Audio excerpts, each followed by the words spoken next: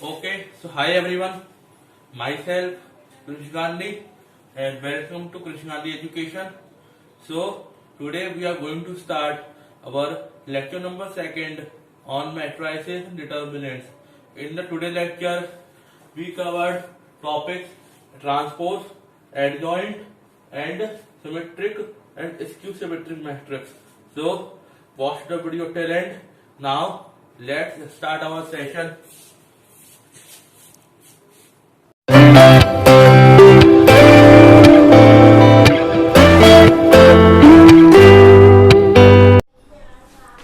Okay तो सबसे पहले आज हम अपने वीडियो को स्टार्ट करते हुए ट्रांसपोज के बारे में पढ़ते हैं।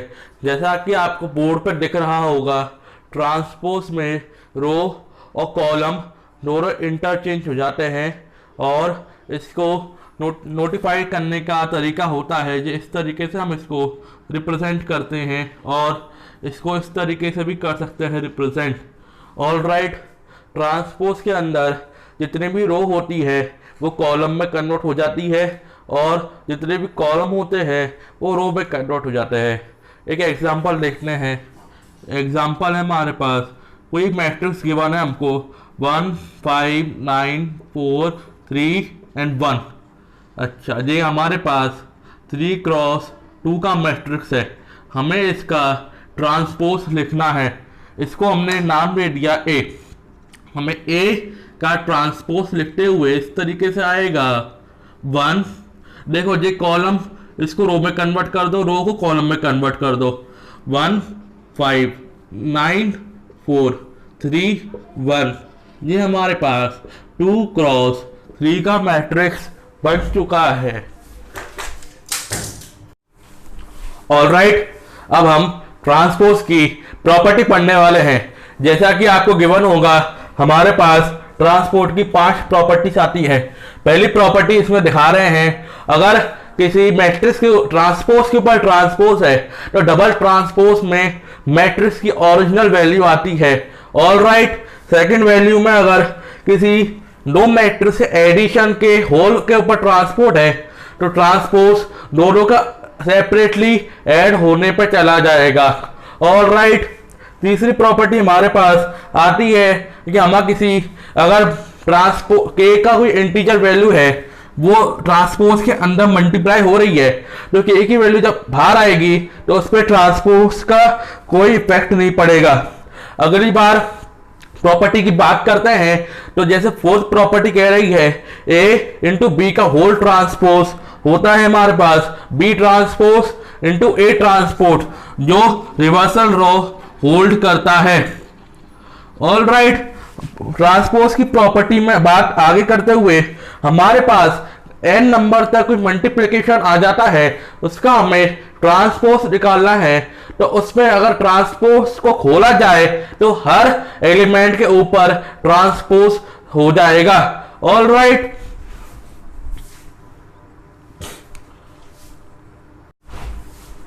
अब हम आगे बढ़ते हुए ट्रांसपोज की प्रॉपर्टी पढ़ ली, ट्रांसपोज के बारे में पढ़ लिया। अब हम सिमेट्रिक और स्क्यू सिमेट्रिक मैट्रिक्स के बारे में पढ़ेंगे। जैसा कि आपको दिख रहा होगा, सिमेट्रिक मैट्रिक्स वो होते हैं जिनके ऊपर ट्रांसपोज होने के बाद वो ओरिजिनल मैट्रिक्स बन जाते हैं और ओरिजिनल मैट्रिक्स की वैल्यू और उस पर ट्रांसपोज की वैल्यू एक जैसी होती है। एग्जांपल लेते हैं, हमारे पास एक ये मैट्रिक्स आता है 1 4 9, ठीक है, और आ जाता है 4 9 3 1 1 3। ये 3 क्रॉस 3 का मैट्रिक्स है। अगर हम ये मैट्रिक्स इसको हम कॉलम का रो में चेंज करें और रो को कॉलम में चेंज करें, अगर इसकी वैल्यू दोनों की वैल्यू सेम आ गई तो ये मैट्रिक्स सिमेट्रिक्स है, अदरवाइज नहीं है। जैसा कि अगर हम चेक करें तो इसका ट्रांसपोज लिखेंगे 1 4 9 1 3 1 9 1 3। सो जैसा कि हम देखते हैं इन दोनों की वैल्यू इक्वल आ गई है। सो ये मैट्रिक्स ट्रांसपोज है, ट्रांसपोज की वैल्यू इक्वल आ गई है तो ये मैट्रिक्स सिमेट्रिक बन जाएगा। और स्क्यू सिमेट्रिक मैट्रिक्स वो होते हैं जिनके आगे नेगेटिव साइन लगा होता है, मतलब ए ट्रांसपोज की जो वैल्यू होगी वो -a के इक्वल होगी। बस ये दोनों इतना छोटा सा डिफरेंस है। सो पहले इतना नोट करो। ओके, सो अब हम आगे बढ़ते हुए ये इंपॉर्टेंट चीज पढ़ते हैं। किसी भी एक सिंगल ट्रांसपोज एक एलिमेंट मैट्रिक्स को हम किसी भी सिमेट्रिक और इसकी सिमेट्रिक फॉर्म में कैसे लिखेंगे? इसको हम फैक्टराइज करके आधा ऐसे और आधा इस तरीके से लिख सकते हैं। इसकी जो वैल्यू होगी उसको हम सिमेट्रिक मैट्रिक्स बोल देंगे, और इसकी वैल्यू जो होगी इसको हम इसकी सिमेट्रिक मैट्रिक्स बोल देंगे। अच्छा, अगर अब इसको सॉल्व करें, देखते हैं क्या ये आता है या नहीं आता है। इसको हमने ओपन कर लिया, ये हाफ से जो वाला हाफ कैंसिल, सो ये आ जाएगा 1/2 a प्लस 1/2 a, वो होता है हमारे पास a। सो इन दोनों की वैल्यू इक्वल आ रही है, ये हो सकता है। ओके, सो अब हम एडजॉइंट ऑफ मैट्रिक्स पढ़ने वाले हैं। एडजॉइंट पढ़ने के लिए हमें एक कोफैक्टर के बारे में पढ़ना जरूरी होता है। हमें 2 क्रॉस, अच्छा एडजॉइंट तभी वैलिड होगा जब वो स्क्वायर मैट्रिक्स होगा, 2 क्रॉस 2 या फिर 3 क्रॉस 3, उसी केस में हम एडजॉइंट निकाल सकते हैं। एडजॉइंट निकालने के लिए सबसे पहले हमें उसके कोफैक्टर निकालने होंगे। ऑल राइट सब, और इसके बाद मैं आपको, जैसे कि आप देख सकते हैं यहाँ पे एडजॉइंट एक तरफ लिखा हुआ है और उसके नीचे से कोफैक्टर लिखे हुए हैं। तो जैसा कि आपने देखा होगा, अगर A11 उसका मैट्रिक्स है तो C11 उसके कोफैक्टर हो जाएंगे। उसी तरीके से अब उसे सारे कोफैक्टर लिख देंगे। अब हम आपको कुछ क्वेश्चन करवाते हैं। हमें 2 क्रॉस 2 का एक एडजॉइंट गिवन है, हमें इसका एडजॉइंट निकालना है। एडजॉइंट के लिए सिंपल सा फॉर्मूला है, ये दो वैल्यू आपके गिवन है A और D को इंटरचेंज कर दो, बाकी दोनों साइड नेगेटिव लगा दो, ये डायरेक्टली बन जाता है हमारे पास एडजॉइंट इसका। देखो A को D की जगह लिख दिया D को A की जगह लिख दिया A, माइनस दोनों बाकी के दोनों साइड माइनस लगा दिया। अगर इसमें कोई न्यूमेरिकल वैल्यू आ जाए तो ओवरऑल इसका आंसर यही आएगा। ये शॉर्टकट मेथड था, इसका मैं लॉन्ग टर्म मेथड आपको नेक्स्ट वीडियो में बताने वाला हूं। ओके, सो अब हम एडजॉइंट की प्रॉपर्टी पढ़ते हैं। एडजॉइंट की प्रॉपर्टी काफी सिमिलर होती है लॉग की तरह। जैसे इसमें पहली प्रॉपर्टी गिवन है हमारे पास एडजॉइंट a इंटू बी। तो लॉग जैसे a इंटू बी होता था तो log a plus log B कर देते थे। इसमें हम एडजॉइंट में एडजॉइंट a इंटू बी हो जाएगा हमारे पास adjoint b into a, reversal law होता है। अच्छा, अगर किसी एडजॉइंट के अंदर कोई कॉन्स्टेंट आ रहा है तो बाहर निकल जाएगा। अच्छा, किसी ट्रांसपोज a के ऊपर ट्रांसपोज आ रहा है और वो आपको एडजॉइंट मल्टीप्लिकेशन हो रहा है, सो जो ट्रांसपोज होगा वो होल एडजॉइंट के ऊपर मल्टीप्लाई हो जाएगा।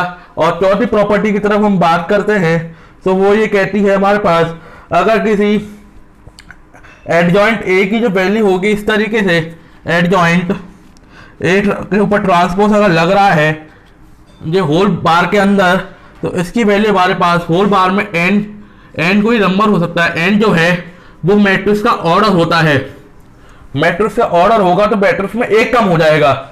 ऑल राइट, ऐसे इसके अगर आगे भी एडजॉइंट और लगा दिया जाए तो n-2, मतलब जितने एडजॉइंट लगाते जाओगे -1 होता जाएगा। ऑल राइट, इसके बाद हम आगे बात करते हैं।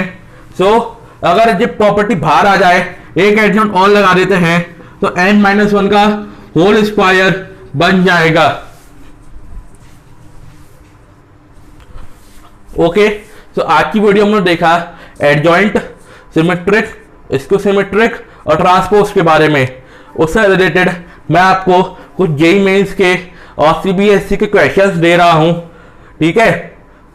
आप उसका हम वीडियो सॉल्यूशन नेक्स्ट वाली वीडियो में इस सभी टाइप के क्वेश्चंस और थ्योरी करेंगे। तब तक के लिए बाय। और वीडियो पसंद आई हो तो लाइक, कमेंट, सब्सक्राइब और शेयर करना बिल्कुल मत भूलना। और नए आए हो सब्सक्राइब कर देना और make the hit the like button. Okay.